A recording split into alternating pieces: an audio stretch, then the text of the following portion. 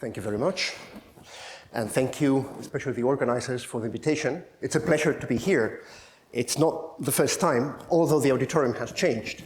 This is a photo, it was taken by somebody I don't remember, it was given to me by Andrei, of the 2005 conference that we had in the same room 20 years ago.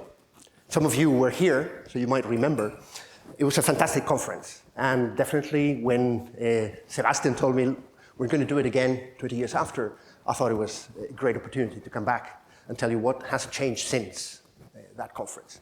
So I'm going to, oh, sorry, some of it is lost here.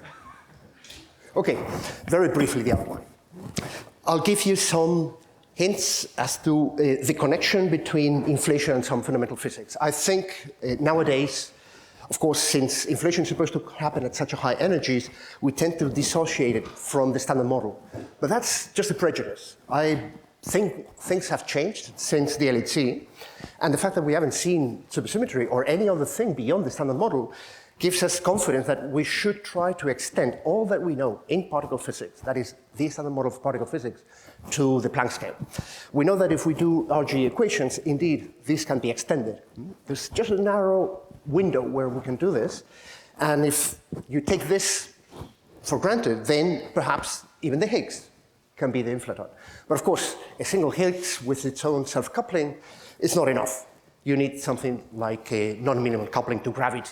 But that's true, we haven't seen that non-minimal coupling to gravity in accelerators because, as I'll show you very briefly, the mass corresponding to that coupling would be of order the Hubble mass. And clearly, we don't have access to such a small energy scales. So perhaps there is such a coupling, and the only way we would see such coupling would be at very high energies, when the scalar curvature is no longer suppressed, like today, and where that mass would play a role, and it might produce inflation.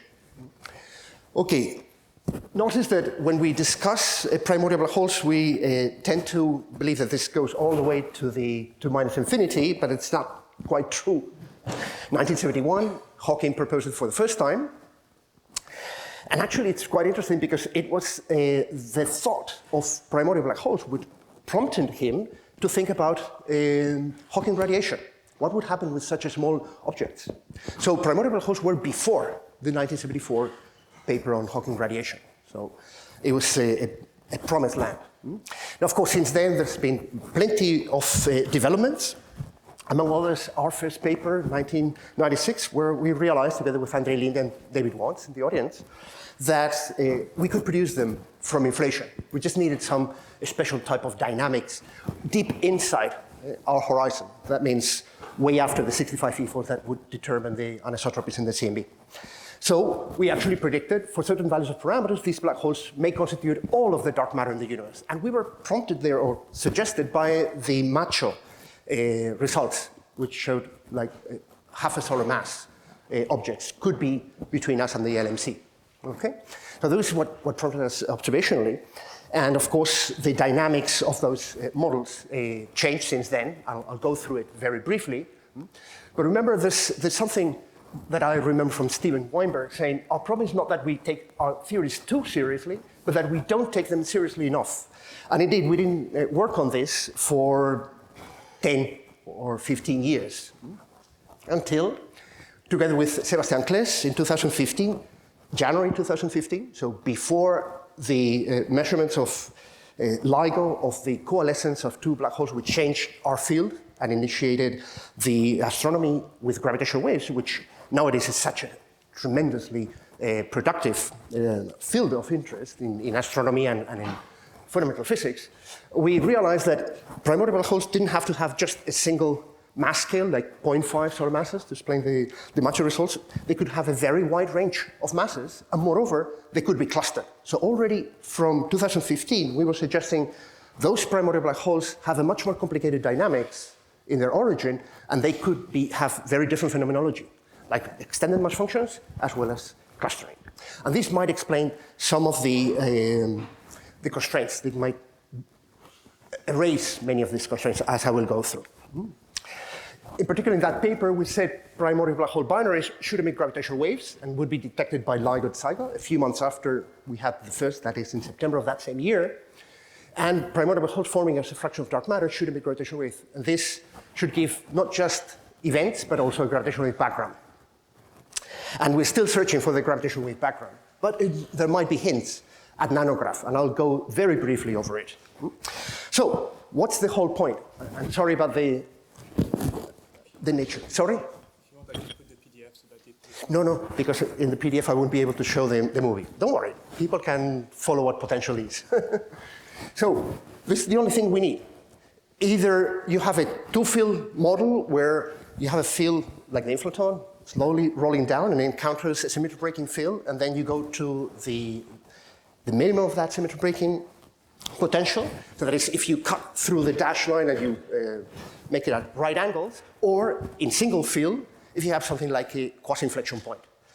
Later, people call this ultra-slow roll, but careful, this is not ultra-slow roll in the sense that the number of e-folds that takes as you go through the inflection point doesn't have to be large enough, first, and second, you don't need to have exactly zero slope. You could have a little bit of a slope. So that would be a cubic term with some slope, okay?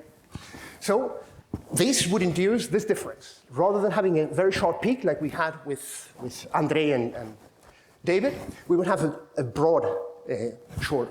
So we're not changing the behavior at these scales, which are the CMB and logical structure, but we would be changing at very small scales, something like K04 10 to the 20 inverse megaparsecs. Eventually, of course, the whole spectrum would just fall down. But this induced two things. First, that fluctuations coming at different scales would enter the horizon successively. So you first form the very tiny black holes, then you form the next size of black holes, and so on, until you fill up your space-time with black holes of very different sizes. But most importantly, if fluctuations have a large tail in the distribution, they're no longer Gaussian distributed, and therefore their shot noise is not Poisson. So you would have the possibility to find black holes which are clustered. And this has been a motor for many of the developments that we've had in the last decade, I would say. Among others with numerical simulations, some analytics from Vincent and Chiara, who will talk afterwards, and some numerics from, as you've heard, from, yes. So, of course, if you change slightly your model, and I'll go very briefly over it, then not only do you have a wide distribution, you have almost a plateau-like for a sufficiently wide range of scales. And this plateau would be sensitive to other kinds of physics, like what happens when those fluctuations re-enter the horizon? What happens to the radiation pressure as those fluctuations re-enter? Because the universe is not always dominated by radiation. There are periods in the universe where relativistic degrees of freedom confine to form, for instance, protons and neutrons, quarks and gluons disappear from the plasma, and this produces a pressure drop. This pressure drop means that for those scales, it's much more probable to collapse to form black holes, because this, the absence of radiation pressure allows for the collapse to be much more efficient. Now, where would we get such a model? Well, we were thinking already in the 2017 or before, where can we have such a flat plateau for the power spectra? And we happened to explore an extension of the standard model, one that does not appear in the cups from CERN. So there is a missing term here, which obviously they cannot measure, which is this non-minimal coupling, psi, phi, dagger, phi, r. Okay? Scalar curvature today in our local environment is essentially negligible. Even in the global environment of the expanding universe, it's also very small.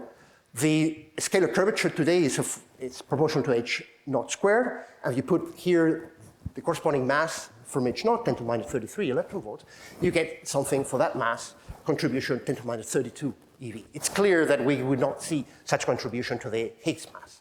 The Higgs mass has a huge uncertainty. We haven't even measured the decay width of the Higgs. Imagine a very tiny contribution. However, in the past, that term with R will be relevant, especially at energies of order the Gat scale, 10 to the 15 or so. Now, if we want to reach those energies, we have to use RGE equations, right? We have to continue all that we know within the standard model all the way to that scale. And for this, we have to incorporate all the information like the mass of the top quark, which is one of the loops the most important loops for the Higgs mass, the Higgs self-coupling, lambda decreases as a function of the scale as you go to larger and larger scales, precisely because of this minus mass of the top, or Yukawa coupling of the top to the fourth power. Of course, there are other contributions from gauge fields, from gluons mostly. Alpha strong is important. And here in the end top quark mass pole, alpha strong, you see that before this 2012, you could have contours which were clearly showing the universe had a metastable vacuum, and somehow you could ask what would be the probability of decaying to it. But better measurements years after suggested that perhaps the metastability is under question. Perhaps we are just within 1 sigma or 2 sigma, or being stable. So if you extrapolate this, and you ask what is the way our self-coupling and non-linear coupling changes with scale, this would be the running of these two quantities, and these are some results from Butasso and Salford already in 2014. If you change the top quark mass, and this is what the direction in which measurements have gone to lower the value of the top quark mass, you see that the self-coupling just goes and touches. This is something which was already envisioned by Froggatt and Nielsen already in 1979. So there might be a fixed point in the running of the self-coupling of the Higgs, which would suggest that it just touches the line and then goes up again. Now remember that rather than having a negative self-coupling at 10 to the 11 GeV, this suggests that you can reach really high energies, 10 to the 15, 10 to the 16, or even higher for those special conditions. That's assuming that there's no new physics beyond the standard model. So anything else that we add in, a scalar or some other generation of particles, would change these conclusions, right? So it's interesting that knowing what we do at present and extrapolating to high energies, we can have a specific prediction for the dynamics of inflation if the Higgs is the inflaton. Now, in that case, you can solve those equations explicitly. This is your Lagrangian. That would be your Higgs. You ignore what happens at the electroweak scale, so I'm not putting the VEF of the Higgs, I'm just considering only the high field values. By high, by the way, doesn't mean that you have to reach Planck scale. Slightly below Planck scale is 10 to the 17, 10 to the 18 GeV, something that I was discussing with Cliff. Now, if you do this conformal redefinition of the metric and the field, you find that the potential behaves like this. That means that on very large scales, you could still generate the CMB fluctuations. So this is behaving precisely what you would need. Essentially a plateau which slowly decreases its mass, and this is in perfect agreement with Planck and moreover with the ACT results. In fact, the index is slightly higher than in Starobinsky. It's 0.97. But it has something radically new, and that is because of this minimum in the self-coupling of the Higgs, you would have a little plateau, many e-folds after the CMB. So if the CMB is at 65, this could be at 20 to 30 e-folds before the end of inflation. And what does that do is it would generate fluctuations which could grow fast enough, again with the reordering, so that when they re-enter the horizon in the radiation era, say at QCD or later, those fluctuations would collapse to form black holes with a two-point function, power spectrum, which has precisely a plateau. So not only do we have a plateau at the Planck scale, as we've heard from Fabio, but also some scales deeper inside the horizon. So now re-entering, say, at QCD and later, so wave numbers of order 10 to the 14 or so, you would have again another plateau. And this is where features or dynamics like that of the evolution of the universe, that is radiation pressure changing, will leave an imprint into a mass distribution of black holes, which is very peculiar, very specific. So it is a very concrete prediction. Now, given that we have these tails of the distribution, and I'm going to go over it with some detail, given that the fluctuations are no longer Gaussian because of this plateau, and we've heard of some of it in this conference, we'll see that the statistics of those fluctuations, which, by the way, their tails are the ones that determine whether a black hole is formed. It's true that it's not just a threshold, but there's also a compaction function, which determines whether indeed a black hole forms, but it all comes together. Now, in that case, these fluctuations would form a cluster of black holes, and those clusters, as I'll show you, will have a very specific dynamics. Now, as I was advertising, if you consider the thermal history of the universe, and you change the number of degrees of freedom, these are the relativistic degrees of freedom as a function of temperature in MeV, you go from way above the scale of the electroweak theory, you decrease, not very abruptly, but somewhat rapidly, when the W, the C, the Higgs, and the top, which are the most heavy particles in the standard model, become non-relativistic. They're no longer contributing to pressure, and this means that there is a decrement in the threshold of pressure to density, the W parameter, below 1/3. So it has a dip. But the largest plummeting in the number of degrees of freedom comes obviously when the gluons and the quarks become condensed in protons and neutrons. That is a tremendous drop of about 80 or so degrees of freedom, relativistic degrees of freedom. And this produces a very sharp fall off in the pressure, radiation pressure. And therefore, it enhances significantly, exponentially, as I will show you, the probability of collapse to form a black hole. Furthermore, after the pi annihilation, pi plus, pi minus, you have the E plus, E minus annihilation, which again produces a drop in the radiation pressure. That means that if we think of this as inducing the probability of collapse, means that you have a mass distribution which would correspond to the electroweak scale, would peak at around 10 to the minus 5 solar masses.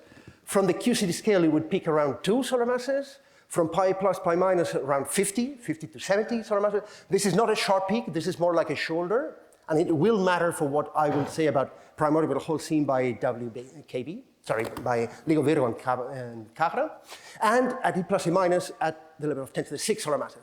So these objects, even though they're much suppressed compared to the total number that contribute to the dark matter, these, maybe 1 part in 10 to the 5 of all of the dark matter, could be the seeds for galaxies.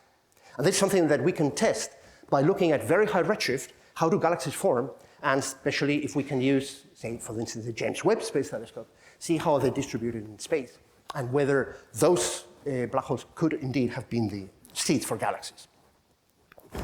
Okay, so what about clusters? In principle, the typical, or until recently, and still, by the way, even today, some of the constraints are still given in monochromatic mass functions, which assume that they are not clustered and you have black holes of the same mass on all scales.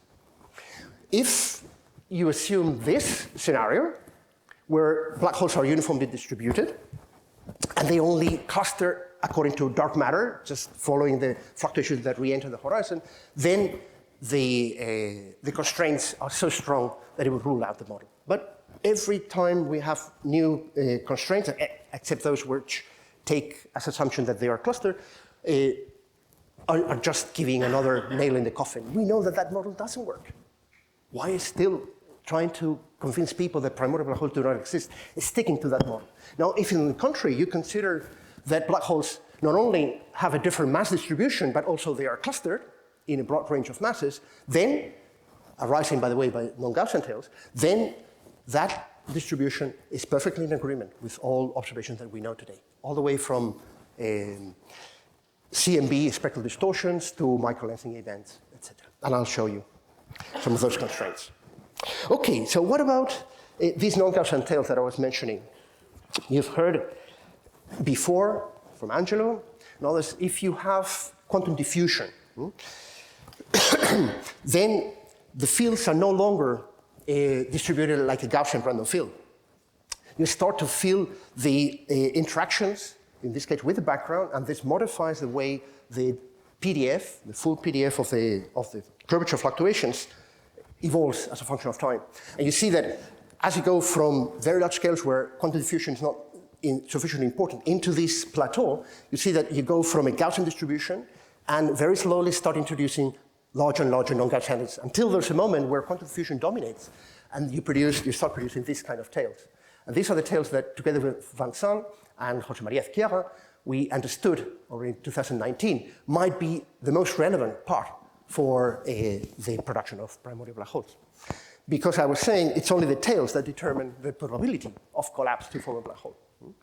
Now, for these kind of scenarios where you have a width during some period in the evolution of the universe where the field is dominated by quantum diffusion, rather than by drift, then you can work out from the Fokker-Planck diffusion equation what are those. So you make an expansion, you can follow these papers, and see that this width will determine a very large tail. And we can compute what is the actual solution of the Fokker-Planck, which is something like an elliptic function. And we can compute explicitly what are the changes as a function of scale of those tails. So what it does is the following. Rather than having a Gaussian, diffusion reduces the density contrast probability at small values below the mean, and it increases the tails. Okay, both these two things are important.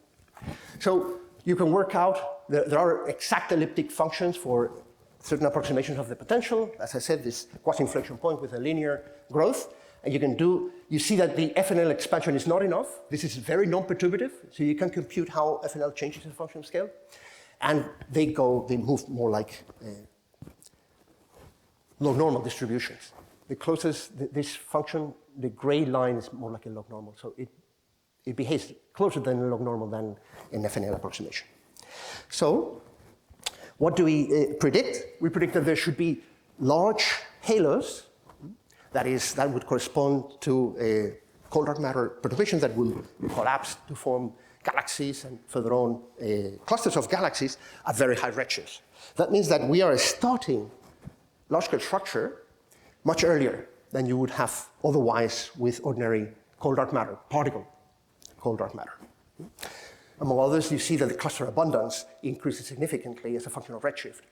So things like El Gordo of 10 to the 15 solar masses at redshift about 1, which would be a very rare event in the context of quantum diffusion, doesn't become so rare. We might expect to see more of these. Moreover, perhaps the James Webb, which has in the infrared part of the telescope, has reached sufficiently high redshifts, has very deep imaging. It has found objects which are quite unexpected, and they're called the little red dots. Many of you may have heard. Now, those little red dots, especially those that reach, say, redshifts of order, 13 or so, are very difficult to derive from the ordinary cold dark matter scenario of particle cold dark matter. However, in this case, they're very natural, because those seeds that I was saying, 10 to the 6 solar masses, could be the places around which gas accretes and starts producing through accretion disk an emission which today we would see as in the far infrared. So we already in 2015 suggested that this kind of object should be seen, and together with Vincent and Jose Maria, we predicted the abundance of these. Now, interestingly, those objects, which were thought to be just point-like, were followed up with a high-pressure Prim cam, and they found that those little red dots are no longer just a blob, a single blob with a single black hole at the center. No, they have structure. So you could resolve those hotspots and see that they have little concentrations of light separate from the center. So they behave more like this. So there are some cores and then subsequently a series of sources adjacent to it. Now this tells us that perhaps these objects are clusters of black holes. Of course, we still do not have the definitive confirmation that there are clusters at those high redshifts, but I think this is tantalizing evidence that whenever those clusters of black holes encounter a region where you have a higher density of gas, hydrogen, then the hydrogen would fall into those potential wells, start to ignite, and it will promote the production of stars. It would cool down the gas, it would fragment and form stars together with those black holes. And this might emit in a way which is exactly what is observed by the James Webb Space Telescope. So I think we have a lot to learn here. Well, very briefly, I'll mention something which I'm sure Chiara will describe to us with much more detail, okay, which is the work with Vincent, trying to understand how do we generate clusters from quantum diffusion. So I'll jump on this. Okay. But this is not that different from what we were working on together with Andrei in the 90s, where we're thinking for the first time of putting this into a computer and exploring how quantum diffusion generated a very large-scale structure of the universe, that is, beyond self-reproduction, where fluctuations were much, much bigger than drift. And then those fluctuations would keep on making the infrared field jump up the potential, and therefore expanding with much higher rates of expansion, and therefore producing very large volumes of space in a very complicated logical structure distribution of space-time. Now, if you translate this back to scales which are smaller than the horizon today, that means that those same fluctuations are going to generate deviations from homogeneity in a way which is, again, clustered, like here. So you see, if the number of epochs in which those fluctuations have kept growing is few, then this is the kind of structure that you expect. So high peaks surrounded by smaller peaks. Okay? When these fluctuations enter the horizon, if they're sufficiently large, these fluctuations will collapse to form black holes, but they're not isolated black holes. They're black holes which are concentrated around a given point. And this produces clusters which would vary as a function of their scale, which would vary in mass. So I guess this is what the picture will tell us when Angelo does his simulations and so on. We will know whether indeed, not only that these clusters form, which I'm convinced, but what's their size. And this is something which we're still lacking. The information about the size of the black holes, of the clusters of black holes and their masses. So this is the picture that seems to be arising from quantum diffusion, and not so the one on the right, not on the end. And that's the one which actually is okay with all the constraints that we know of. And I'll go into this. Now, in order to understand what would be the phenomenology or the predictions that this model has on observations, you have to do some cluster dynamics. So now the black holes are not uniformly distributed, they are in clusters, so how do they behave inside clusters? If those clusters are very dense, like the picture that we seem to be arising from quantum diffusion, that means that interactions among them inside the cluster would be non-trivial. You cannot use just two-body interactions. There would be 3 and higher order interactions. The typical separation between those black holes are not hundreds of parsecs or even tens of parsecs. They're actually well into the astronomical unit distances. It still is hundreds of times, millions of times the Schwarzschild radii, but nevertheless, they're sufficiently close that many interesting dynamics could happen. So we'll ask ourselves, what are the parameter distributions of those binaries? What are the hierarchical mergers? How are they affected by the initial kicks? And finally, what is the merger rates? Because this is the quantity that we can then compare with observations in a new window, which is gravitational wave physics, with LBK. So this dynamics we initiated, as I said, this was log normal distributions of this sort, with, say, 10 to the 3 or 10 to the 4 number of black holes with total masses about 10 to the 5. Also. Of course, this is still smaller than what you would require, 10 to the 6, 10 to the 7 solar masses for the clusters that we believe were formed by inflation, and we have seen in James Webb, and we believe also form part of the halo of our own galaxy. So these building blocks of the halo of our galaxy would have clusters which are for 10 to the 6, 10 to the 7 solar masses. Still is just below the resolution of strong lensing from distant sources going across clusters with galaxies that have these kind of clusters of black holes inside their halos. Eventually, we should have a mass resolution of the order 10 to the 7 or so solar masses, and we should be able to distinguish through strong lensing, looking at the number of images that we get from distant objects, like galaxies, across such a field. And so we are reaching the dynamical range where we can begin to test this hypothesis. So this was done in the context of a galactic potential, like that of the Milky Way. So these clusters were put at 34 kiloparsecs away from the center of this potential well, with a galaxy of a point mass of a mass of 10 to the 10 or so solar masses. And we used n-body plus GPU for this. Assuming a Plummer density profile and a profile like this for their mass. We made many simulations. For the moment, we wanted to be agnostic as to the mechanism of cluster production, so hoping that the quantum diffusion simulations would give us a clue as what is the actual distribution of those masses and sizes. What we observe within all of these different colors, by the way, correspond to different, let's see, here we go, to different numbers of black holes inside. And these different colors suggest that indeed these black holes, because of their internal dynamics, expand. This would be the half-mass radius. That's how the half-mass radius expands. But the core, the inner part, remains essentially constant. See, that doesn't change much, right? and reaches of order 1 to 2 parsecs. So the core would have most of the mass inside. This was done with my student, José Francisco Nuño-Siles, last year. And we asked ourselves, what fraction of the 10 minutes, thank you, what fraction of the halo would still remain after 13.7 billion years? So we did a full evolution of the cluster all the way across the edge of the universe. What we observed is the following. You would find, sorry, these were movies. Okay, it didn't work. So you see the circles around some objects here. Those are binaries forming. Binaries form in a very dense environment.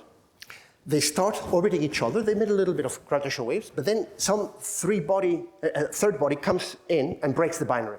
So when we looked at where were those circles, we found that they were stochastically producing and disappearing. So they first form, they break up, they form, and they break up, and so on. So it's such a dense environment that the survival probability of binaries inside in the core is very little. Is very small. So the gravitational wave background that will be produced by this emission is negligible over the age of the universe. Now, there are a few cases where these three-body interactions, rather than breaking the binary, what it does is sends the whole center of mass out of the cluster. That means that when these objects go out of the cluster, they eventually, since there are no longer any more interactions, they eventually merge. And they are emitting gravitational waves all the way until today. They might even merge, say, at redshift 0.5 or so, and then we would measure them with LBK.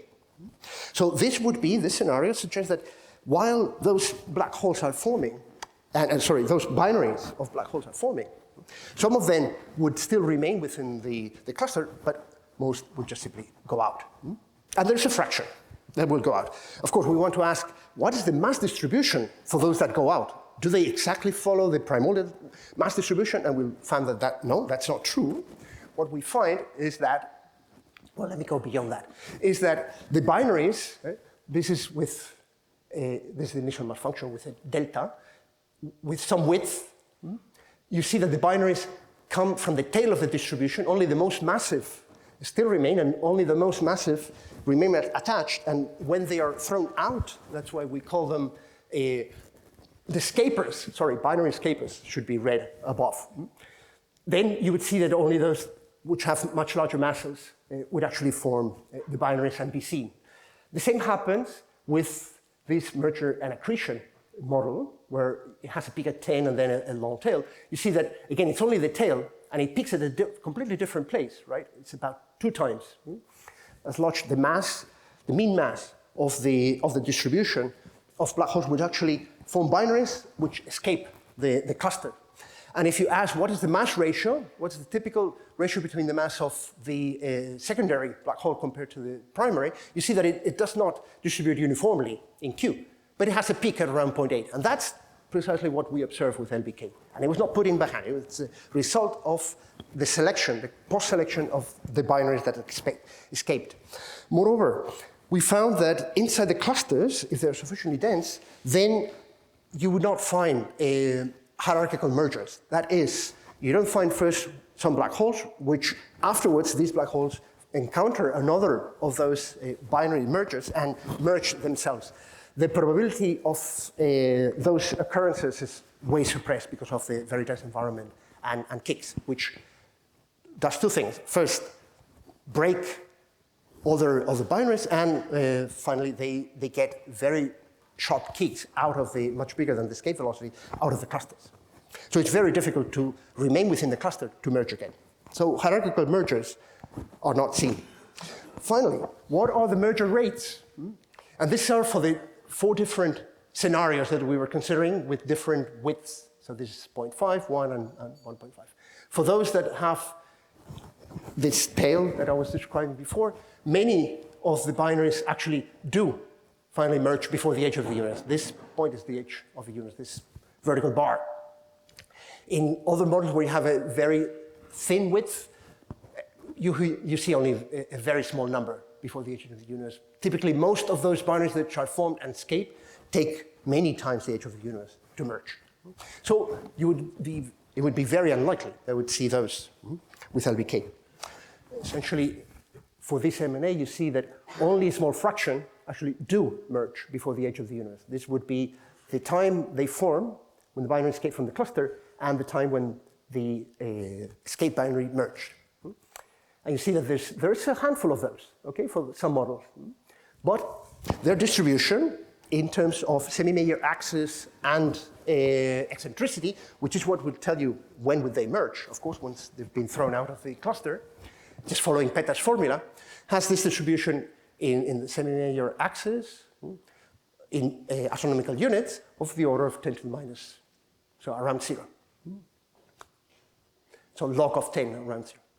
So about 1 astronomical unit, and eccentricities which grow linearly. So you see most of those events will have eccentricity 1, and they distribute it linearly. Moreover, well, this is something which I've mentioned also, the timescales for these to merge. Most of them, oh, I'm sorry. I'll continue. Oh. Yes, please. Yeah. From then on, I don't have any movie. It's the PDF, no? No, it's not. It's corrupted, apparently. Oh, sorry. Do you want to try? Yeah, I can. Yeah, Sorry about that. I didn't want to be late.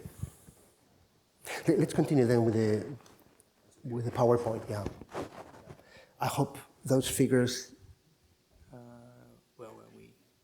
Oh no, I do need. I have to show the observational evidences. Sorry. The PDF should have worked. Yeah, it's there. It's there, but it should have worked.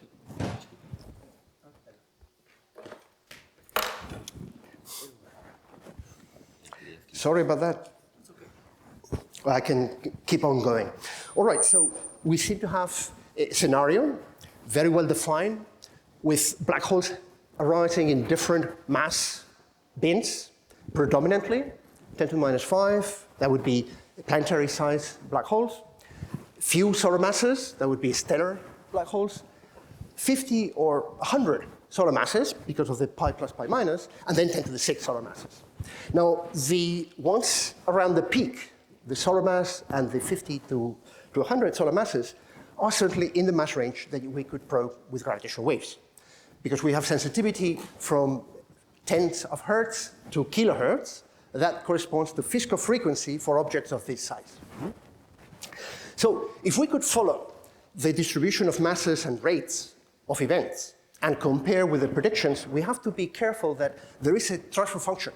The initial mass function does not correspond exactly to those that have to do with those mergers, because only few of those mergers in the tail actually do form binaries which can escape the cluster and then finally merge in the edge of the universe. So we have to take into account that transfer function. Moreover, the spin, which is something crucial.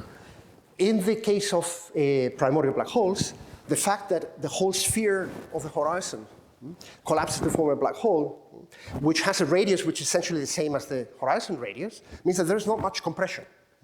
That means, contrary to a stellar evolution, where, thank you, great. That's perfect. Will it work? Not yet, because Okay. Good. I'm glad I brought my PDF. PowerPoint does funny things, unfortunately. Yeah, that's right. They don't like each other. Wind and sun. Right, thank you. Well, I keep talking. So black holes inside dense clusters do not behave as objects that, they are dynamical objects, and therefore when they encounter each other, they will change their properties. Among others, when you have a close hyperbolic encounter, remember we're talking about distances which are, say, 1,000 to 1,000,000 times the shorted radii, but there are some very close encounters, which means that there could be, for a few or tens of solar radii. When that happens with objects of about a solar mass, is that when they pass by, they generate a burst of gravitational waves. These bursts of gravitational waves, not only do they send some energy out, it also takes away angular momentum. And that means that these objects end up having spin. There is a relation between the spin induced by this close hyperbolic encounter. Remember, space-time is dragged by the motion of the other current of mass, very much like magnetic induction, but in GR. So this spinning up of the rotation of the black hole through close hyperbolic encounters in dense clusters means that the distribution of spins is no longer just peaked at zero with a delta function. You will have a spread of the distribution of spins. And depending on the age of the universe, how long have these spins been spun up, which is, again, a stochastic process. One black hole encounters another one, then a new one comes by, so it will change the spin in different directions. At the end, you would expect that those spins would be isotropically distributed, and they would have a spin distribution. Thank you very much. Actually, this is where I am. A spin distribution, well, there was a little movie here where you showed the two coming in and spinning up, but you can see the picture above. So this scattering produces a spinning, which gives, as I said, a distribution peaked at zero with some width. And the question is, what is the width of that distribution? And this is something which we are computing at the moment. We have back-of-the-envelope calculations which tell you that it cannot be very big. We found some of these here. Depending on the mass ratio, from equal masses to, say, 70% difference, you see that the most massive ones get the larger spin. This would be your chi, like 0.15 or so, slightly higher. Depends. So if you go to, say, half a mass, then it can grow significantly to about 0.2. So, of course, this is, again, a stochastic. So the distribution is changing its width for the whole population. So there are some cases where it would be very near zero, others where it could be even larger than 0.2. So we expect a distribution of spins. And this is something which we could measure with LBK. We can ask ourselves, does this distribution agree with the observations that we have? Now, let me go. How much time do I have? 10 minutes? 5 minutes? Okay, then I'll have to rush. So this is the distribution that I was showing before. These are the evidences, observational evidences. Evidences, of course, not at 5 sigma, but I would say 3 to 4 sigma in some cases. And I won't go through the whole lot. You can look at our physics reports together with Bernard Carr, Sebastian, Michael Hawkins, and Florian Cunel. And I'm going to describe first the effects of gravitational lensing, and then afterwards I'll go through the gravitational wave region. So how do we see these in gravitational lensing? Well, if they are uniformly distributed, and they only have a single mass, clearly you will have the probability of finding one of these between you and the Large Magellanic Cloud, for instance, which would act as a lens and make the amplification of light of stars in the LMC bright like in the Paczynski curve, this would be much less probable than if they were on, say, on clusters. And that means that depending on the rotation curve of our galaxy, we would have a completely different probability or optical depth to those microlensing events to the LMC. Now, what has surprised us recently from the Gaia report is that the distribution of mass doesn't seem to follow a flat rotation curve. It doesn't follow something which is similar to, these are all data, and these blue dots correspond to the recent, they go all the way to 28 or so kiloparsecs, so far away from where the LMC is, which is around 50 to 60 kiloparsecs, but nevertheless, it dropped significantly. The difference with respect to this data is that this uses hydrogen emission lines, and they interpret their redshift, so the change from their velocity, Doppler shift, actually more than redshift, it's not gravitational redshift, it's Doppler shift. They interpret that velocity as corresponding to a rotation velocity. So they make a distribution, and they ask what would be the mass that I have within that sphere that it would induce such a velocity. That is the reason why there's such a big error bars. Now, in the case of Gaia, it's much finer. That's why the error bars are so small, because each one of those stars is measured in phase space. That is 3 components of the velocity and 3 components of the position. So they know exactly what is the orientation of their velocity vector in the sky. And therefore, they can infer from there much more robustly what is the rotation velocity there, and therefore what's the mass within that sphere. So this is where these falling rotation curves seem to be pointing. Of course, we haven't yet reached the distance of the LMC.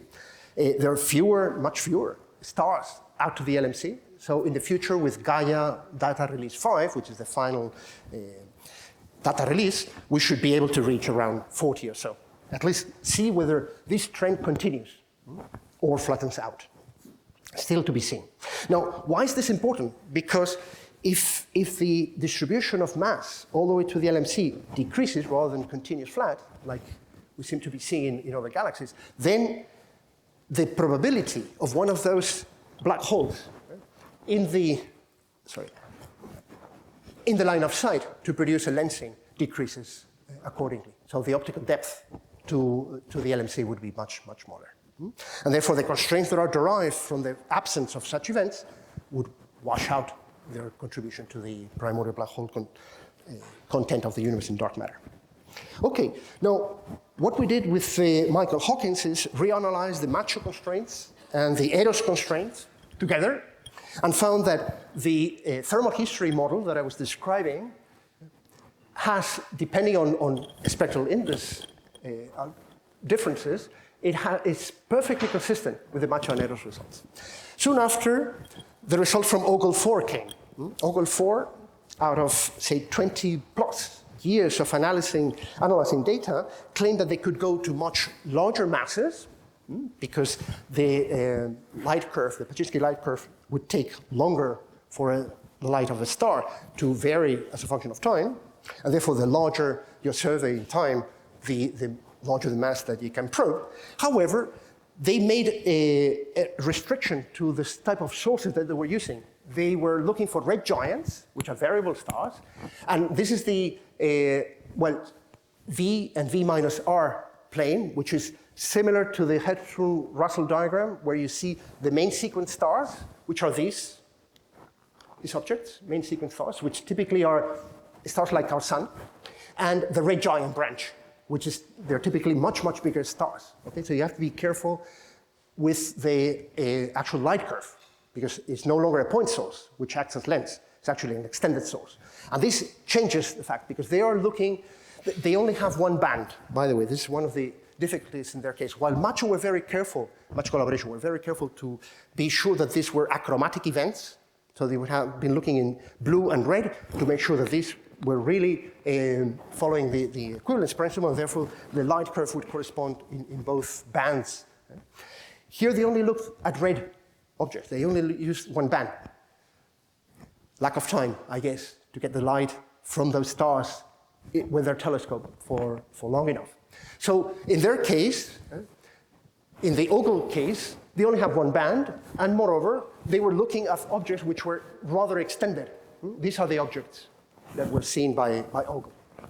Now, if you change the size, the source radius, by just a factor, say 10 or 3 with respect to the Einstein radius, you see that there's a dramatic change in the light curve. That's how it changes.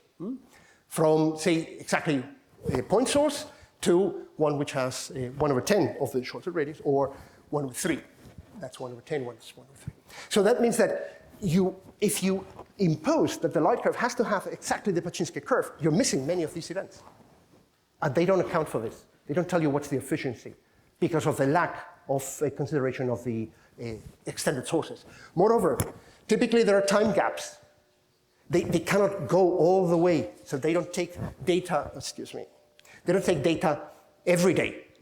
So there are gaps in their data where given the width of these events, especially for solar mass events, they could have perfectly fitted in between. That means that many of the assumptions and computation of the efficiency from Ogle is at stake. And we were careful to describe this in this work with Michael Hawkins this year, and it was published in Monthly Notices, the Royal Astronomical Society, very recently. Now, what we do if we extend our computation with beyond Mach and Eros, and we consider this were the old models. So you see that for Mach and Eros, the thermal mass function is perfectly in agreement with Ogle 4 events, with 13 plus 3 events that they have measured, and we have to consider probably more that they have not accounted for. You see that the thermal history model, again, passes all the tests. An extended mass function, and this is without assuming at any moment that those black holes are actually clustered. If you do, the probability that you would have clustered of order 10 to the 6 solar masses, the probability that you would have the light amplification of a single star from the LMC drops dramatically. And therefore, the absence of those events is not enough to constrain the model. Okay, now what about gravitational waves? And I'll finish with this, okay? Now we know from GWTC4, which was published right at the end of August this year, we have many, many more events than the previous catalog.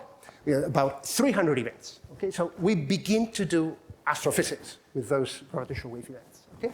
And they're not uniformly distributed again in mass. This is the mass of the primary, and that's the mass of the secondary. We see that there are clusters of masses of those events, around 50 or so solar masses, okay? They go well beyond the 60 solar mass, which is, as I'll show, there are different regimes where, well, let me go forward. There are some events which are in the lower mass gap between 2 and 5 solar masses, here and here. Certainly these events were not supposed to be there according to the simulations that people do for supernova explosions and the leftovers from those, to what the mass of those black holes are. They tend to be much more massive. However, these observations of gravitational waves from those events suggest that indeed there might be objects between 2 and 5. What are the nations is another matter. But not only at the low mass end, there's also at the high mass end, what's called the upper mass gap, and this has to do with pair instability supernovae. That is, supernovae are sufficiently massive when thermonuclear reactions make, they're not efficient enough because you've burnt most of your thermonuclear matter or elements. The star compresses, and this increases the motion of those particles inside, mostly electrons, and photons can pair produce, under this increase of density, pair produce pairs of electrons and positrons. These pairs of electrons and positrons take away pressure from the star, and that means that gravity can compress even further. You produce more pairs, and eventually this produces instability. It's a runaway process. And nothing is left out. It's a supernova explosion, a superluminous supernova explosion, which leaves no remnant. So there are no black holes. There should be no black holes.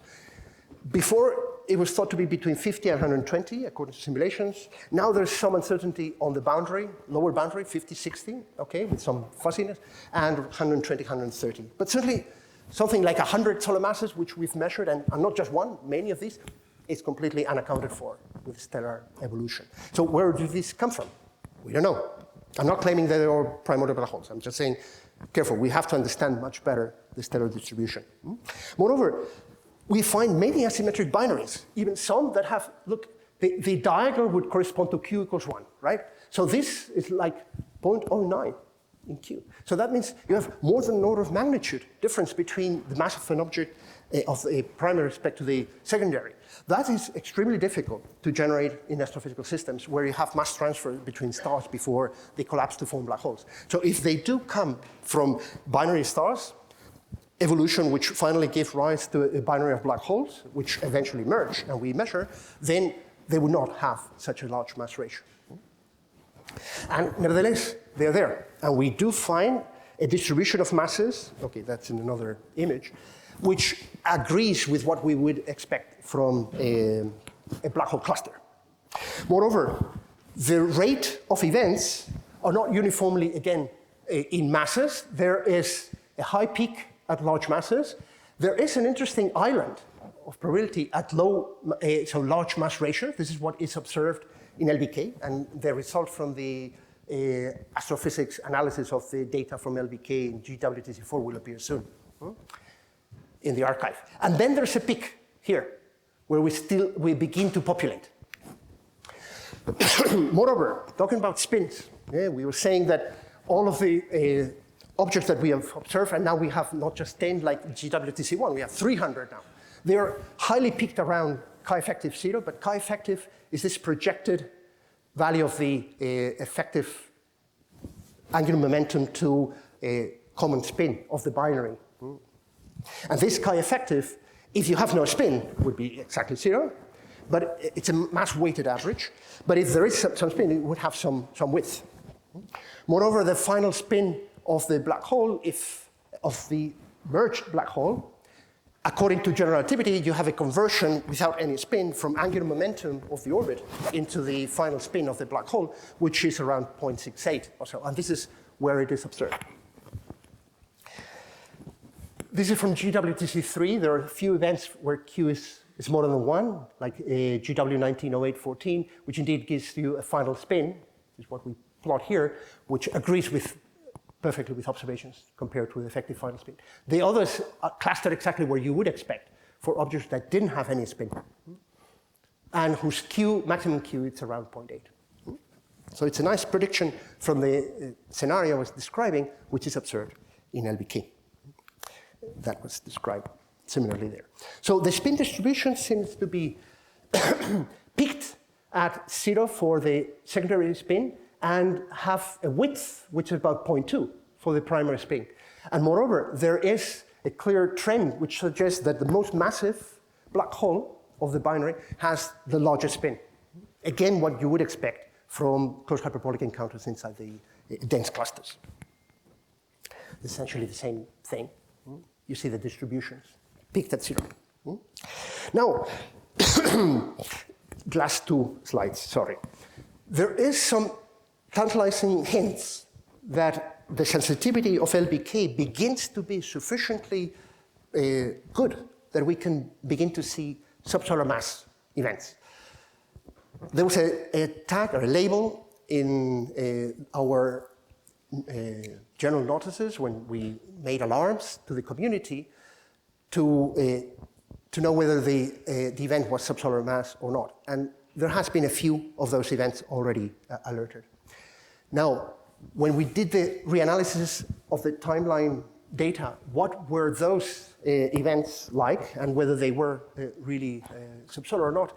There are some, like this one, which are marginal in the sense that the event, the most massive one, is clearly above 1 solar mass, and the secondary is below in the peak, but it still has some tail.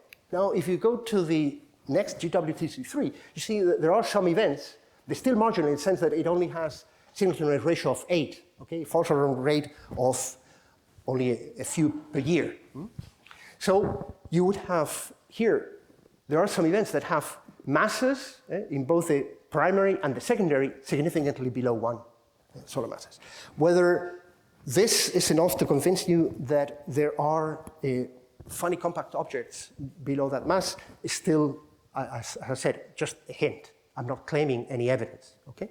For evidence, we would have to have an event like the BNS, so with signal-to-noise ratio of 30 or so, and we still have not reached that. Fortunately, the sensitivity in in O5 from LBK will be about half an order of magnitude better than O4, so we expect to be able to see these events with significantly more signal-to-noise ratio.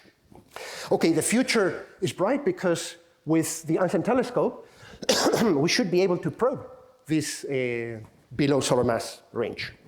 And clearly, not only in mass, but also in redshift, we should be able to go all the way into the dark ages. And if we measure events with Einstein telescope, or in the future with LISA, which happen on, say, a redshift 100 or 200, clearly these could not have formed from stellar evolution. Either if they are 10 to the 6 solar masses, which would come from E plus and minus, or just a few solar masses, which would come from the QCD peak. These two objects would not be able to be derived from stellar evolution, and we would be convinced that they are primordial. But we're not yet there, I must say. So let me conclude here. Since I'm over time, I'll let you read the conclusions. Thank you very much for your attention. And sorry for being over.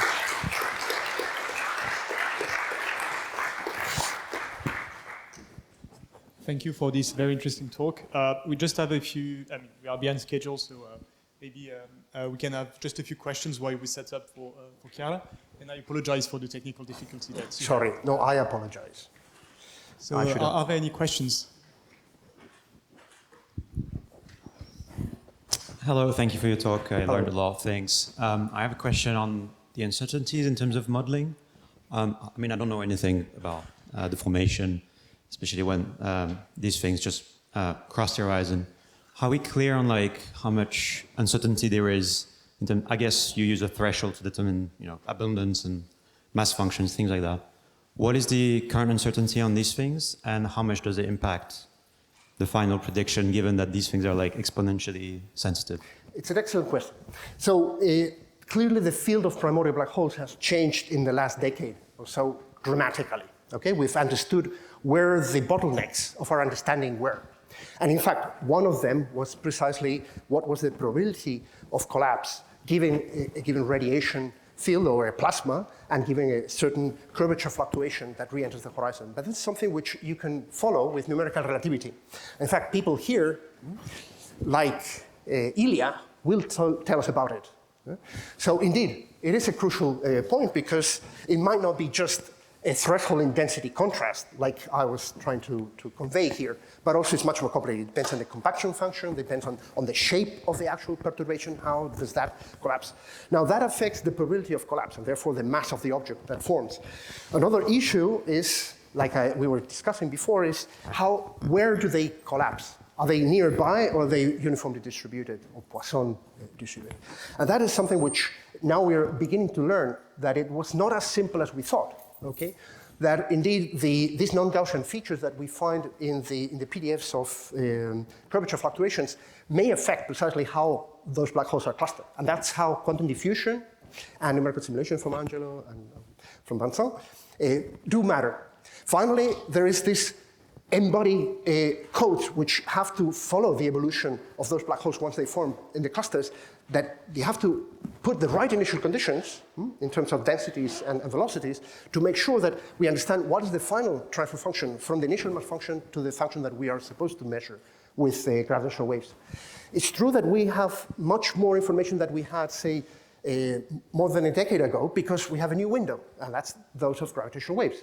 Gravitational waves allow us to measure the masses of objects with very high precision. In pulsars, you can determine from many of the relativistic corrections of that pulsar, not only the emission of gravitational waves, but also Shapiro time delay, etc. You can measure the masses of the compact objects which are orbiting around each other, the neutron stars. Now, the precision with which they can measure is 1 in 1,000. For subsolar mass black holes, given that you have many oscillations inside your band, from 10 hertz to a kilohertz, you have thousands of oscillations. That means not only does the signal-to-noise ratio grow, but also you have a very good precision on the chirp mass. That means you have 1 in 10,000, depending on the number of oscillations, one of the number of oscillations, essentially. The error in the chirp mass, that means that you can determine the masses of the principal components and the primary and the secondary components, again, to about 1 in 1,000. That's spectacular. That's something that we cannot do with 10 solar mass black holes observed by LBK, which is at most few percent. So we can be very, very precise on the subsolar mass, and eventually this will convince us that we're dealing with a completely new population of black holes. Moreover, you might ask, and I'm jumping ahead, how can you distinguish this from a neutron star of a similar mass? And that's quite simple, because a neutron star would have, inevitably, some matter in it, right? A neutron degeneracy would give you some size of this object. And typically, this is about 5 times, whatever the mass is. 5 times what you would expect for a black hole of the same mass. That means that when these two objects spiral in, there would be a moment they will touch each other, much before these two black holes, if they were black holes, would encounter each other. So the Fiske frequency, at the moment in which tidal disruption starts to modify the waveform of the gravitational wave signal, is much earlier. in frequency. So you should be able to distinguish neutron stars from black holes. Unfortunately, for the moment, this merger happens right where we have the quantum short noise of an LBK. So we're dominated by noise at around 1 kilohertz. So we have to improve our sensitivity at high frequencies. This is what Einstein telescope would do. And eventually, maybe even in 05, we might be sensitive enough to objects which are right below a solar mass to claim that they are there. Thank you. Welcome. So I think we can, I'm happy to answer any questions you may have during coffee and afterwards, of course. So with pleasure.